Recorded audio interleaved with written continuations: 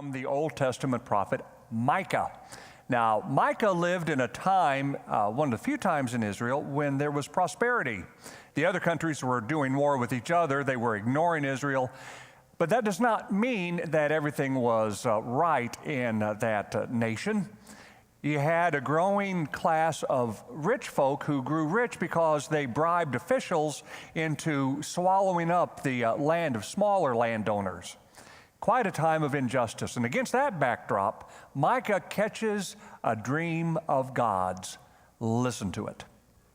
In days to come, the mountain of the Lord's house shall be established as the highest of the mountains, and shall be raised up above the hills. People shall stream to it, and many nations shall come and say, "Come, let us go up to the mountain of the Lord, to the house of the God of Jacob, that he may teach his ways, and that we may walk in his paths. For out of Zion shall go forth instruction, and the word of the Lord from Jerusalem. He shall judge between many peoples, and shall arbitrate between strong nations far away. They shall beat their swords into plowshares, and their spears into pruning hooks. Nation shall not lift up sword against nation, neither shall they learn war any more. But they shall all sit under their own vines and under their own fig trees, and no one shall make them afraid. For the mouth of the Lord of hosts has spoken. For all the peoples walk, each in the name of its God, but we will walk in the name of the Lord our God, forever and ever." And let us pray. Lord, through the words that are spoken and the words that have been sung and the words that have been prayed, may we honor your Son living in our midst. Amen. I think it's very neat with Valentine's Day approaching that we honored and will honor with the dinner at noon folks who have been married 50 plus years within our congregation. And if you ask the folks about their romantic history, I think it would be fascinating. How did you meet? What was the first date like? And especially the question, how did he, and it's usually he, propose? Back many moons ago in campus ministry, on a Wednesday night fellowship meeting, during Joys and Concerns, one young woman I remember raised her hand and said, "Well, last week, my boyfriend, who works up in Iowa, called me up and said, meet him at the airport with my passport." That's all he'd say. I met him. We flew to Paris, took a cab, went to the Eiffel Tower, and under the Eiffel Tower, he gets down on one knee, holds my hand, looks up at me, and says, "Will you marry me?" When she said that, at that exact moment, you could hear everybody, mostly women, go, "Oh." Except one woman who had recently got engaged with her fiancé next to her. She elbows him. Paris, Eiffel Tower. I mean, it looks pretty bad if you got proposed to in Burger King and you hear Paris, Eiffel Tower. But I guess everything is Burger King compared to Paris, Eiffel Tower, you know. But the fact is that it is the dream that makes it so dramatic, that now this signifies a turn in a relationship, and that you are being invited, or you are inviting another person to join together with you in an adventure, to go down life's highway together. And it's that dream that makes you do crazy things, like put that banner behind a plane, or that message on the Jumbotron at Bush, "Will you marry me?" It's the excitement of the dream. So if I were to ask you, what are your dreams, or what's a dream? I guarantee you would not go, "Let's see, my dream, what is it?" No, you're not going to look down. You naturally look up, and usually to the right, because you're envisioning, what is it out there that impacts me right here? The future, the passion, It might be about a relationship, or it could be about an advancement in your job. Could be the dream that your children will grow up healthy and who knows what they would become. It might be a dream about retirement. It might be a dream about a promotion. Could be a dream maybe of travel, who knows? But whatever it is, it will be something that will enliven you and energize you.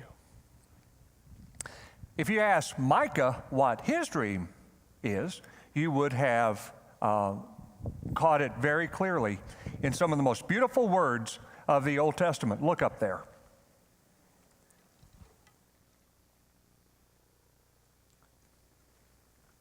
Swords into plowshares, spears into pruning hooks. You see, what Micah saw was a day when there would be justice in that land of injustice, where all would be able to have their own property, their own land, and enjoy the fruits of their labors, you know. He saw a time when they would be able to live totally without fear of violence within the country or outside the country. Spears into pruning hooks, swords into plowshares. And did you note, when you look at that dream, there is absolutely no I in it, or my in it. Micah did not say, the poor will get their due and I'll retire at 62. You know, nothing like that, nothing personal.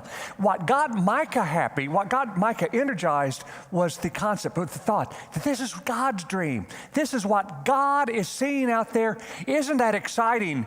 And Micah was living not into his dream, into God's dream. That was what got his jets running and going at full speed. God's dream. And could it be, no matter how young or old we are, could it be this very day, if we caught a picture of God's dream and how we might fit into it, what difference would we discover in our lives?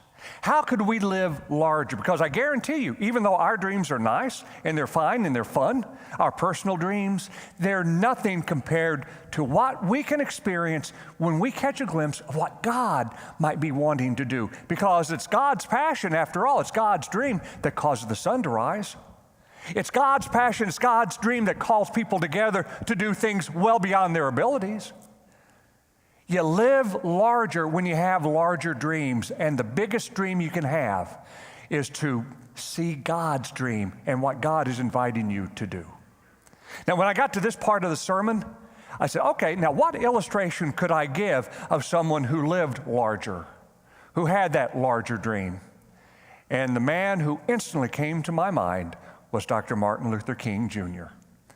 I remembered that famous speech that he gave the night before he died. It was a speech that epitomizes someone who has lived a larger dream. Listen. Well, I don't know what will happen now. We've got some difficult days ahead. But it really doesn't matter with me now, because I've been to the mountaintop.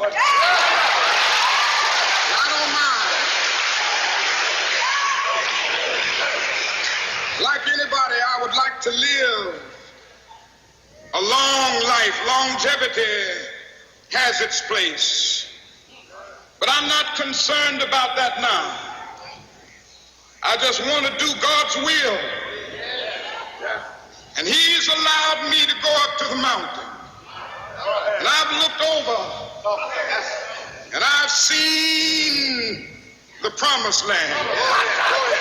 I may not get there with you, but I want you to know tonight that we as a people will get to the promised land.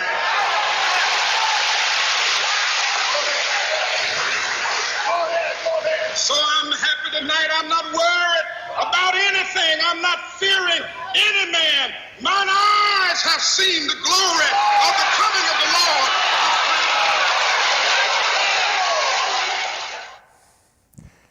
Did you catch that? I am not fearing any man. I am happy tonight. He had death threats. He had dissension even within his own ranks. And yet, what did he say? Yeah, I would love to live a long life. Longevity has its purpose, but he's not concerned about that now. because he has a bigger dream. He has been to that mountaintop, and he looked over and he saw the promise. He saw God's dream.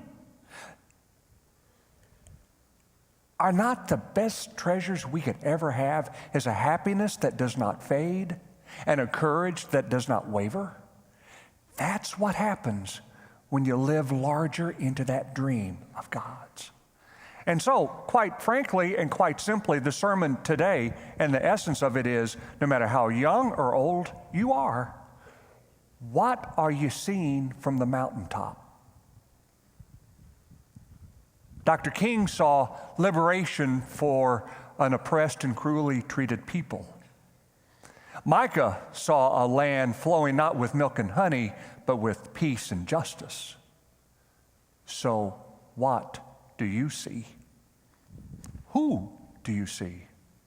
Do you see the youth at a crossroads in their lives and the dream of a fellowship where they can make friendships and get connected with caring adults and find strength and direction for them and a crucial time? Is that a dream that you can catch from your mountaintop? Do you see the person that calls a cold sidewalk home and a dream of a place where that person can find a warm meal served with no judgment and the possibility of life off the streets? Is that a dream that you can see? Or what about that widowed person who lives up the street who can no longer do the yard work or clean the gutters? Do you see the dream of a group of people from a community of faith being able to do those things for her so that she can live a little longer in the house where she raised her children? Do you see the person grieving at Schrader's? And do you envision that person finding a quiet arm around the shoulder as they sit together in the quiet? Do you see the person over in St. Luke's Hospital or Mercy or Barnes wondering about what those test results really will be? And do you foresee someone who simply can sit and can be there when the doctor comes back? Do you see the person in your office or in your classroom who is different and who is the butt of jokes? And do you foresee the person finding a companion in you and a friend in you? Who do you see from the mountaintop? Do you foresee that time where those swords will be beaten into plowshares? Those spears twisted into pruning hooks? I guarantee you, whenever you have the grace, as Dr. King said, to go up to the top of the mountain and you really see the view from there, your life will never, ever be the same. And it will have a breadth and the depth. Right now, you might only imagine. But you know what? Maybe it will not take a trip up a mountain for you to catch a glimpse of God's dream. Maybe all it takes is to pray for the grace to look at a very ordinary situation in an extraordinary way. There was a very busy businesswoman who was taking her lunch break in an outdoor cafe on a street corner downtown. She was talking on her cell phone when she noticed a homeless woman approaching the cafe. She was loud and she was asking everybody for money every which way. Came up to this woman as she was talking on her cell phone, asked for money, and this businesswoman, irritated, said, "Please, can't you see I'm on the phone?" Homeless woman stopped, not expecting that response, and simply said, "I'm sorry, I'm annoying you. I'll leave. I'm sorry." And she started shuffling away. And the businesswoman related later that the most remarkable thing happened at that precise time. That as the woman tottered away, suddenly she was not an annoyance, but she saw this homeless woman as simply a fellow human being trying to make her way through life as best she could. And suddenly she saw her not as simply someone disheveled and dirty, but someone who was worthy of dignity, because this too was a child of God and a sister to her. And she said that at that moment, as that woman started shuffling away, something changed inside of her. So I just, without thinking, started searching through my purse for some small change I could give her, and then something cracked. It was like my heart just broke open and poured out, and I really started searching for everything I might have. When I gathered it all up, I walked over to where she stood on the corner, and she was yelling and just begging and grabbing at people, and I just reached out and I said, "This is everything I have." And for once I meant it. It wasn't a cop-out, and I wasn't just offering a pained smile. I was actually offering another human being everything that I had. Well, she took my hand and held it, and her hand was coarse and calloused and dirty, and you know what? I didn't care, because for some reason I just wanted to be there for her. Well, then she said, "Will you touch my face?" And I don't know why, but I did. I just reached up my hand to her cheek, and at first she was still and calm, but then she started crying, and it just sent a shockwave all through me that I can't explain. I mean, here we were standing on this street corner with people filing by, and I had my hand on her face, and she reached up and covered my hand with hers, her coarse, rough hand over my soft, manicured one. And I just got the sense that she hadn't felt a warm, loving touch in a very long time, if ever.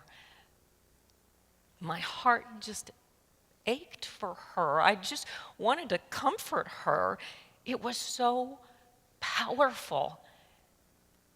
Well, after a while, the thought of getting embarrassed kicked in, and I pulled my hand away. But I said, "Please take care of yourself. You're going to be okay, but just take care." She smiled at me, and she walked away quietly, no begging or yelling anymore. And I walked back over to my seat and sat down and just tried to make sense of what had just happened. You know, I don't know why I did what I did that day, and I don't really know exactly what happened on that street corner, but I do know that something in me changed. She made me want to be a gentler, kinder person to everyone I meet.